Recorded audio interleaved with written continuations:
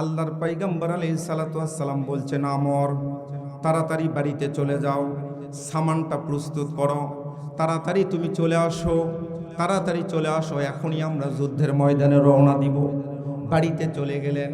তার স্ত্রীকে ডাক দিয়ে বলতেছে, স্ত্রী রে, আর দেরি করিস না, তাড়াতাড়ি আমার বেডিং পত্র সব কিছু দিয়ে দাও।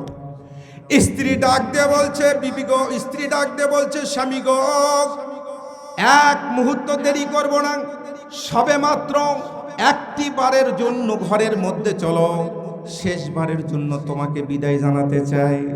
আমর ইবনে জুমু ন্যাংরা সাহাবী, উনি ডাক দিয়ে বলতেছেন, বিবি রে, কোনো ক্রমেই ঘরের ভিতর যাব না, তুমি আমাকে আদর করবে, সোহাগ দিবে।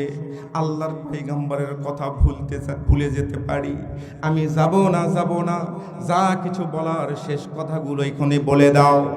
আমর ইবনে জুমু ডাক দিয়ে বলছেন, বিবি গো, তুমি একটু দোয়া করো, আমি আমিন আমিন বলি। আমর ইবনে জুমুর বিবি এভাবে হাত উত্তোলন করলেন, আল্লাহ রাব্বুল আলামিনের দরবারে দোয়া করছে। আমর ইবনে জুমু আমিন আমিন বলছে।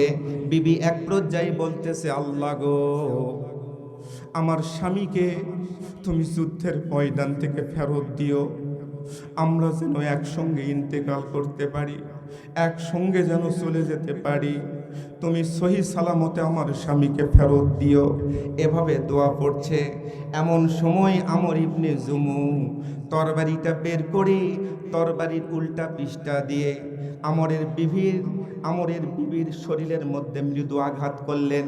ডাক দিয়ে বলছেন, স্ত্রী রে, উল্টা দোয়া করো না, উল্টা দোয়া করো না। আমার নবী যখন আমার নামটা উচ্চারণ করেছে, আমি তখন স্পষ্ট দেখতে পেয়েছি আমার নবী মসজিদে নববীর মধ্যে দাঁড়ানো, আমিও দাঁড়ানো, আমরা চোখাচোখি হয়েছিলাম। আমার নামটা উচ্চারণ করার সময় নবীজির চোখ দিয়ে দরদর করে পানি বের হয়েছে, দাড়ি মোবারক ভিজে গেছে। আমি তখনই বুঝতে পেরেছি আজকেই আমার শেষ বিদায়, যুদ্ধের ময়দান থেকে আর কোনোদিন ফেরত আসতে পারবো না। আল্লাহর পয়গম্বরের জলিল কদর সাহাবী, 4 সন্তানের শহীদ, তিনিও যুদ্ধের ময়দানে শহীদ হয়ে গেলেন। ইন্না লিল্লাহি ওয়া ইন্না ইলাইহি রাজিউন। 4 সন্তানের শহীদ হয়ে গেলেন। একটা পরিবারের 5 জন শহীদ হয়ে যায়। ইন্নাল্লাহ আশতারা মিনাল মুমিনিনা আনফুসাহুম ওয়া আমওয়ালাহুম বিআন্না লাহুমুল জান্নাহ। আল্লাহ রাব্বুল আলামিন যেই কথাটা কোরআনুল কারীমের মধ্যে ঘোষণা করলেন, ও পৃথিবীর মানুষেরা, তোমরা শুনে নাও, তোমাদের জান এবং মাল আমি আল্লাহ রাব্বুল আলামিন ক্রয় করে নিয়েছি, একমাত্র বিনিময় করব, তোমাদেরকে উত্তম স্থান দিব, আর উত্তম স্থানটা হলো সরাসরি জান্নাত। আল্লাহু আকবার বলে। এই কথাটা ক্যাচিং করেছেন, ধরে ফেলেছেন আমর ইবনে জুমু রাদিয়াল্লাহু তাআলা।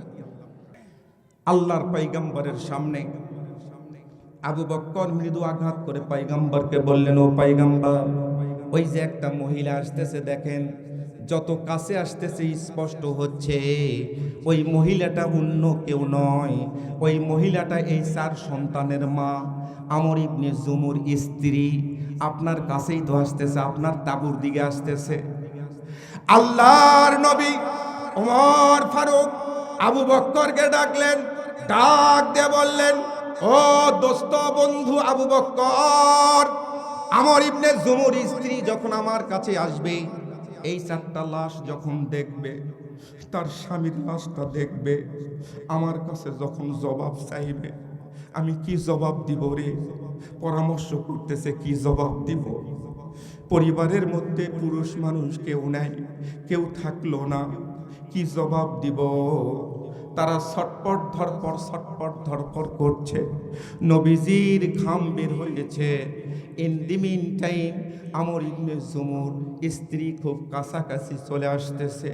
আস্তে আস্তেই পথের মধ্যে কাফেরের বাচ্চারা বিভিন্ন কথা বলছে। সেদিন এক মুসলিম মহিলা পাগল হইয়া ছুটে চলেছে। কাফেরেরা বলছে, তোমার প্রতিপুত্র সবাই মারা গেছে। মহিলাটা বলছে চাই না তা শুনতে, মহিলাটা বলছে চাই না তা শুনতে। বলো কেমন আছে আমার দিনের নবী?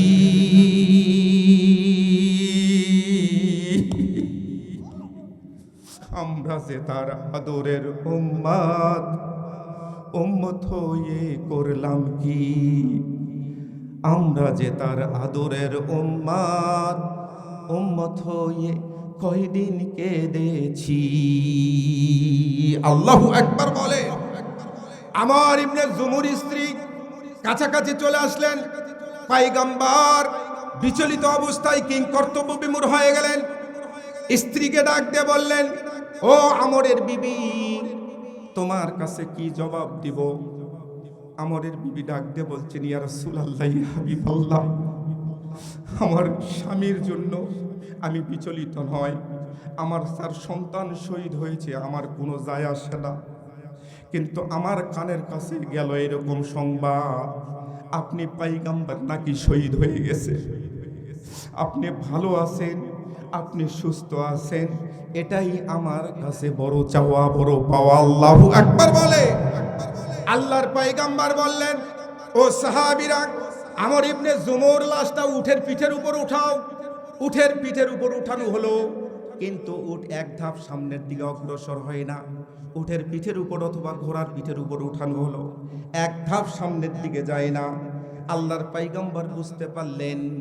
আমর ইবনে জুমুর বিবিকে ডাক দিয়ে বললেন, ও আমরের বিবি, তোমার স্বামী যখন বাড়িতে রওনা দেয় কোনো কথা বলেছিল নাকি, কোনো ওসিয়ত ছিল নাকি? আল্লাহর পয়গম্বর সামনে আস্তে করে ডাক দিয়ে বলছেন, ইয়া রাসূলুল্লাহ, ইয়া হাবিবাল্লাহ, আমার স্বামী যখন বাড়ি থেকে বের হয় তখন একটা কথা বলেছিল। কথাটা হলো, ও আমার স্ত্রী রে, বিবি রে, কলিজার টুকরা বিবি, আমি যদিও উহুদের ময়দানে শহীদ হয়ে যাই, আমার নবীকে তুমি জানায়ে দিবে আমার লাশটা যেন উহুদের ময়দানে দাফন করা হয়ে যায়। আল্লাহু আকবার বলে।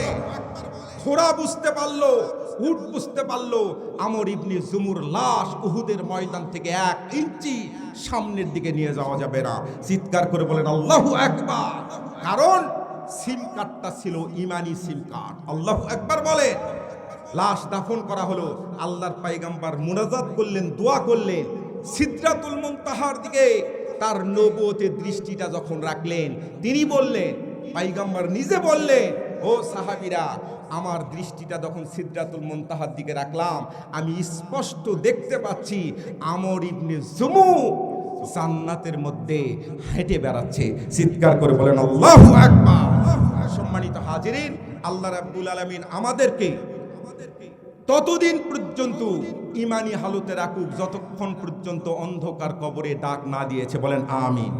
3টা কারণ তাহলে ইমান নষ্ট হওয়ার, প্রধানত 3টা কারণ। একটা হচ্ছে কুফরি, কোরআনুল কারীমের একটা আয়াতকে অস্বীকার করলে।